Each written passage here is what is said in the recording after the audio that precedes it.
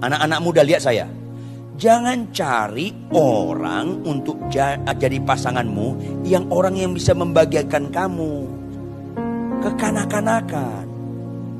Kalau kau masih melawan orang tua, saya peringatkan, jangan menikah. Orang tuamu saja yang sudah berkorban melahirkan kamu, kemudian menyekolahkan kamu, masih kau lawan. Terus kau menikah dengan orang yang gak pernah berjasa. Jadi pergedel nanti. Jadi pergedel. Anak-anak muda, kalau kau pemalas, jangan menikah. Menderita anak orang sama kau. Apalagi kau pembohong, kau suka sekali buka situs porno. Jangan menikah. Gagal fokus kau. Kalau kau bereskan hidup kau sebaik-baiknya, pasti Tuhan berikan pasangan yang baik. Fokus kau bukan cari pasangan yang baik, bereskan hidupmu sebaik-baiknya. Makanya bersyukurlah Anda sebelum meninggal dengan khotbah hari ini. Termasuk kau anak muda. Jangan lagi percaya menurut pikiranmu. Percayalah menurut pikiran Tuhan. Yaitu kau bertanggung jawab. Kau sopan sama orang tua. Orang tua salah, gak ada alasan kau bentak orang tua kau. Masa depanmu pasti gilang dan gemilang. Bapak-bapak, saya kasih tahu Anda. Makin gak cocok Anda dengan istri Anda, itulah yang paling cocok. Perempuan itu saya kasih, perempuan perhatikan. Perempuan itu kayak mie. Ruwet, itu perempuan. Makhluk paling ruwet di bumi, perempuan.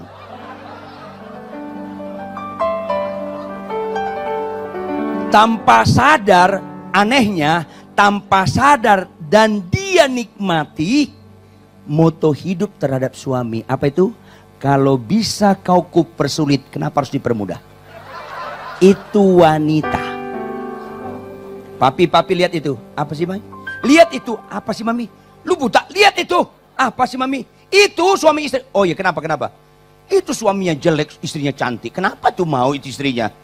Yang mana? Itu. Oh iya, istrinya cantik. Marah istri. Kenapa lihat? Lah kau yang suruh lihat. Papa naksir ya? Loh, Mama yang suruh lihat, kulihat kok Mami marah. Kau yang mulai, kau yang mengakhiri.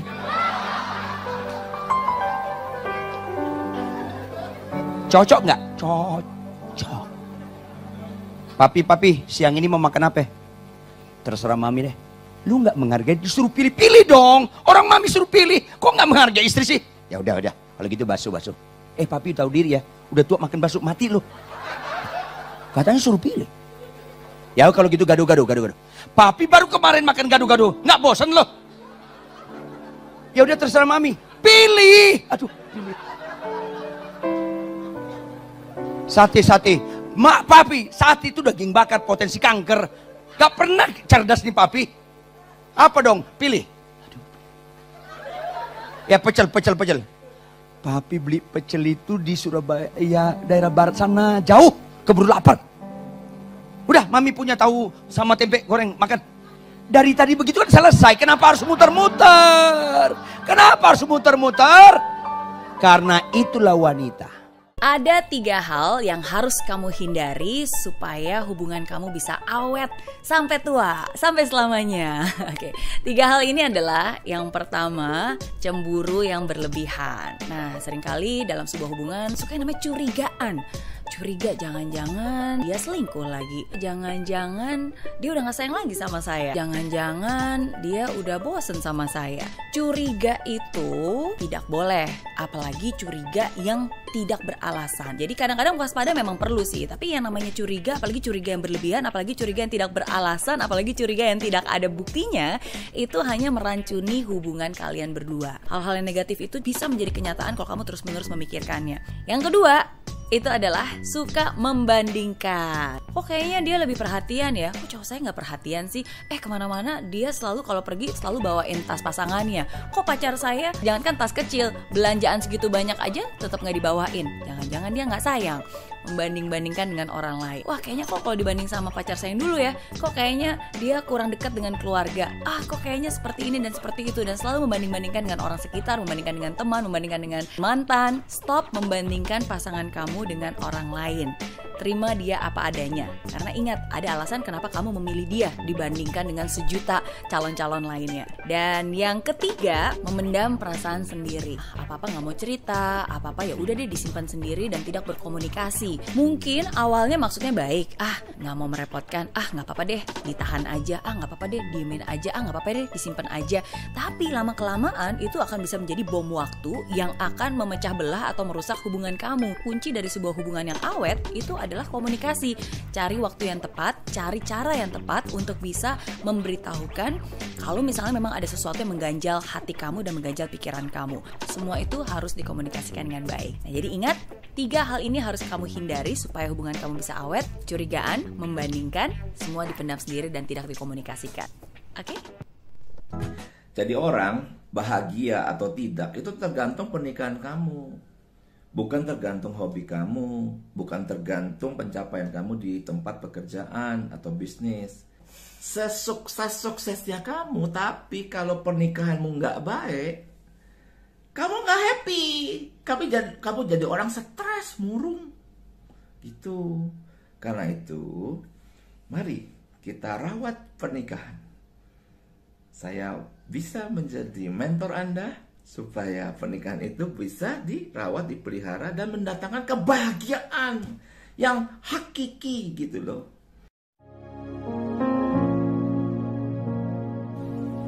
Pak Pendeta, tolong doakan anakku yang laki ini. Kenapa? Umur 38 tahun belum menikah. Wow. Apa yang kita doakan? Kami kuliahkan ke London, gak beres kuliahnya. Kami beli apartemen, mobil, supir, ngeborosin harta orang tua saja. Terus ngelawan orang tua, malas ke gereja. Oke, apa yang kita doakan? Doakan Pak Ridwan supaya dia dapat istri yang baik. Jahat banget loh. Loh, kenapa jahat? Ya menderitalah anak orang menikah sama anak lo boneli begini. Gagal fokus orang ini. Makanya saya bilang sama bapak-bapak, ibu-ibu, bereskan anak lu sebaik-baiknya supaya etikanya bagus, sopan, takut akan Tuhan, supaya siapapun anak orang menikah dengan anak kita, aman anak orang. Anak-anak muda, lihat saya. Jangan cari orang untuk jadi pasanganmu yang orang yang bisa membahagiakan kamu. Kekanak-kanakan. Kalau kau masih melawan orang tua, saya peringatkan, jangan menikah. Orang tuamu saja yang sudah berkorban melahirkan kamu, kemudian menyekolahkan kamu, masih kau lawan. Terus kau menikah dengan orang yang gak pernah berjasa, jadi pergedel nanti. Dipergedel. Anak-anak muda, kalau kau pemalas, jangan menikah. Menderita anak orang sama kau. Apalagi kau pembohong, kau suka sekali buka situs porno. Jangan menikah. Gagal fokus kau. Kalau kau bereskan hidup kau sebaik-baiknya, pasti Tuhan berikan pasangan yang baik. Fokus kau bukan cari pasangan yang baik, bereskan hidupmu sebaik-baiknya. Kalau kau onderdil yang bagus, kalau kau onderdil BMW, pasti dipasang ke BMW. Tapi kalau kau onderdil BMO, ya dipasang ke BMO dong. Gak usah dipertegas. Makanya bersyukurlah Anda sebelum meninggal dengar khotbah hari ini. Termasuk kau anak muda. Jangan lagi percaya menurut pikiranmu. Percayalah menurut pikiran Tuhan. Yaitu kau bertanggung jawab. Kau sopan sama orang tua. Orang tua salah, gak ada alasan kau bentak orang tua kau. Masa depanmu pasti gilang dan gemilang. Pernikahan yang bahagia adalah upah dari Tuhan. Pengkhotbah 9 ayat 9, baca sama-sama. Nikmatilah hidup dengan istri yang kau kasihi seumur hidupmu yang sia-sia, yang dikaruniakan Tuhan kepadamu di bawah matahari, karena itulah bahagianmu dalam hidup dan dalam usaha yang engkau lakukan dengan jerih payah di bawah matahari. Saudara, hidup ini cuma sementara, semuanya sia-sia. Kerja keras kita hari ini untuk siapa kalau bukan untuk keluarga, betul? Kita kerja hanya untuk bikin istri dan anak bahagia. Kalau saudara tidak menikmati istrimu dan kehidupan rumah tanggamu sama sekali tidak merupakan kenikmatan di dunia ini buat saudara, saudara telah kehilangan upah yang seharusnya menjadi bagian saudara dari Tuhan. Jadi kebahagiaan dalam rumah tangga haruslah kita upayakan.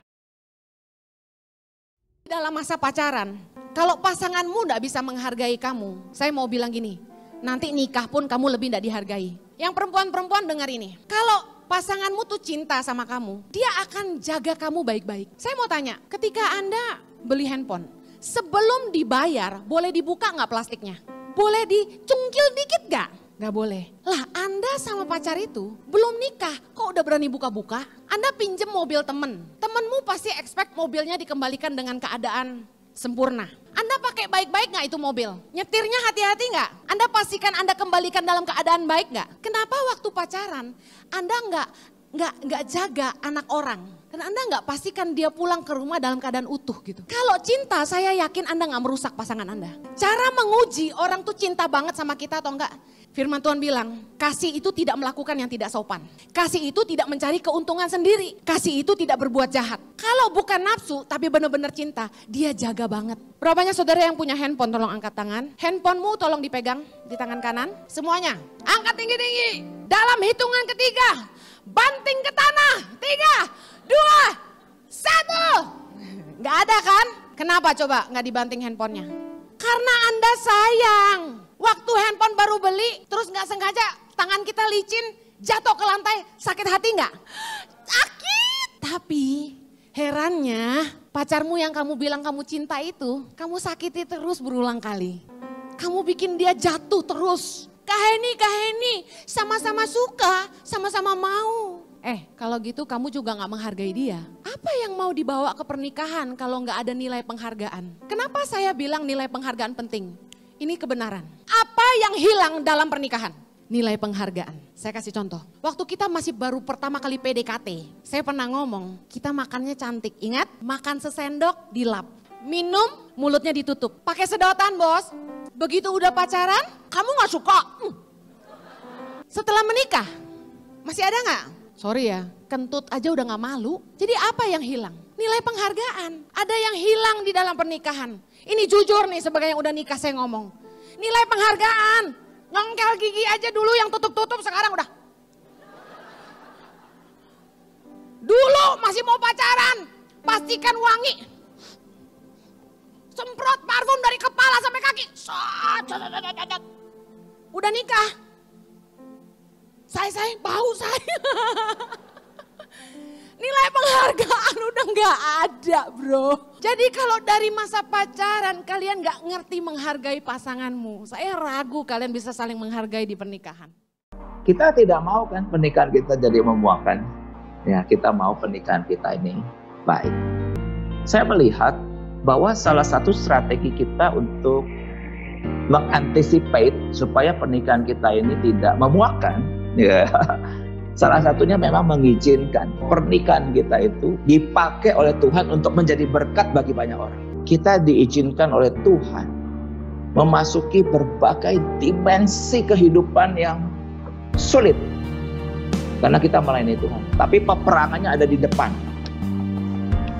Perangnya ada di luar rumah. Perangnya bukan di dalam. Nah tapi kalau kita tidak menciptakan akan sebuah pernikahan untuk melayani Tuhan, saya rasa perangnya banyak sekali di dalam. Perang di dalam tuh gak habis-habis loh. Ngomongin uang bukan uang dikit ribut, uang banyak ribut gitu ya. Anak cantik, ganteng, lucu, ribut juga gitu. Cek deh kapan terakhir kali pacaran dengan pasangan sah. Kenapa? Karena seringkali kita malah hangoutnya dengan orang yang berbeda. Jadi di sini penting banget buat kita cek terakhir kali kita pacaran dengan pasangan kita itu kapan. Kalau kita mau bicara yang sehat, minimal sebulan sekali deh. Ya, apalagi indikatornya. Gini deh. Kapan terakhir kali mengungkapkan rasa sayang kepada pasangan?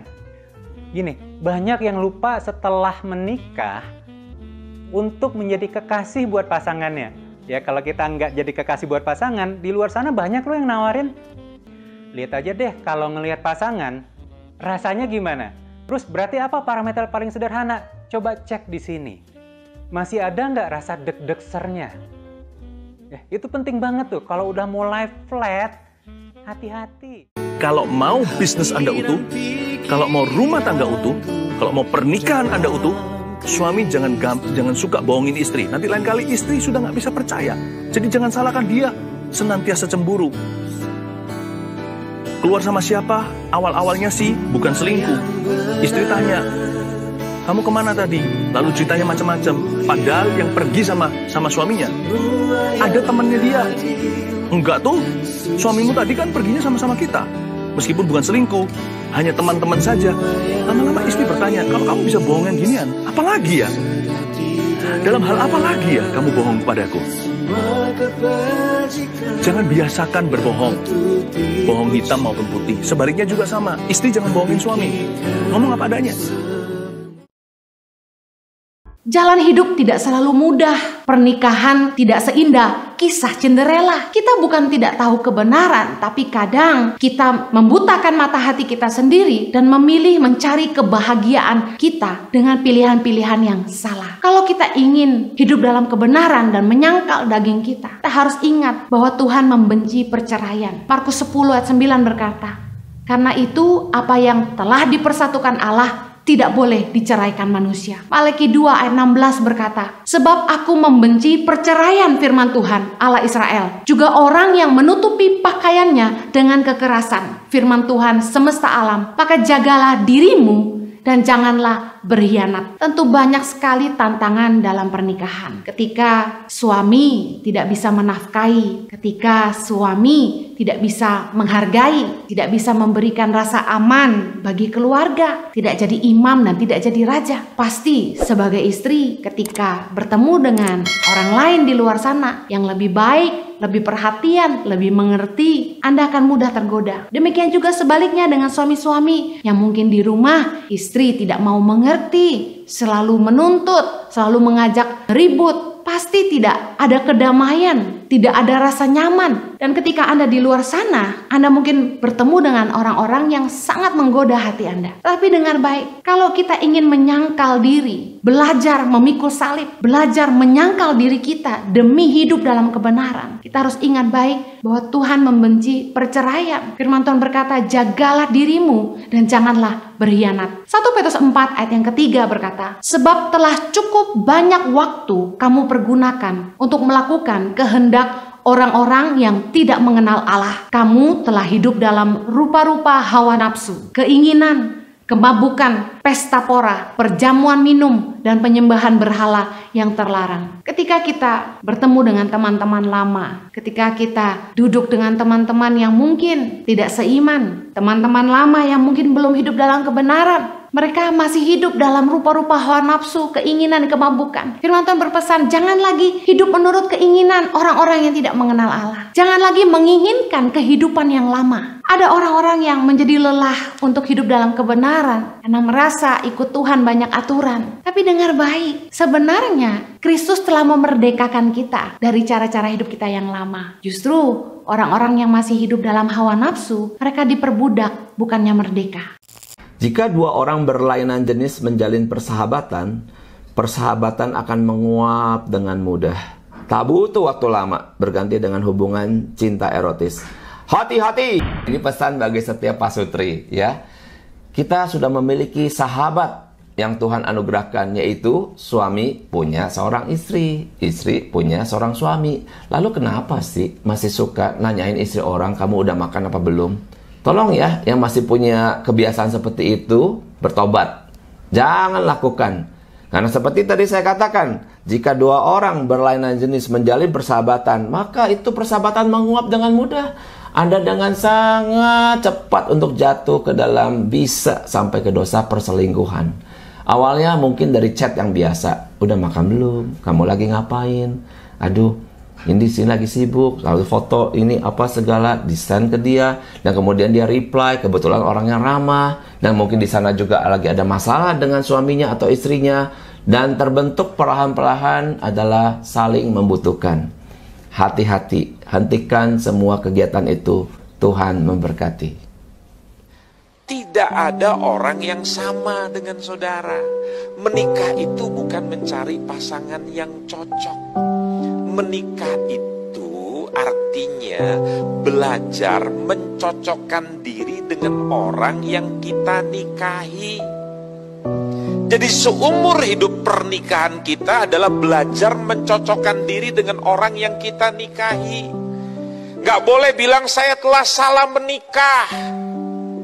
Gak ada yang salah. Yang salah Anda tidak punya pengetahuan tentang apa itu pernikahan. Sebuah pernikahan hanya bisa langgeng kalau Anda mempunyai goodwill, keinginan yang baik bahwa pernikahan saya harus berhasil sampai mati, sampai maut memisahkan kami berdua. Kalau kamu suka dengan video seperti ini, tekan tombol subscribe dan juga tombol loncengnya ya.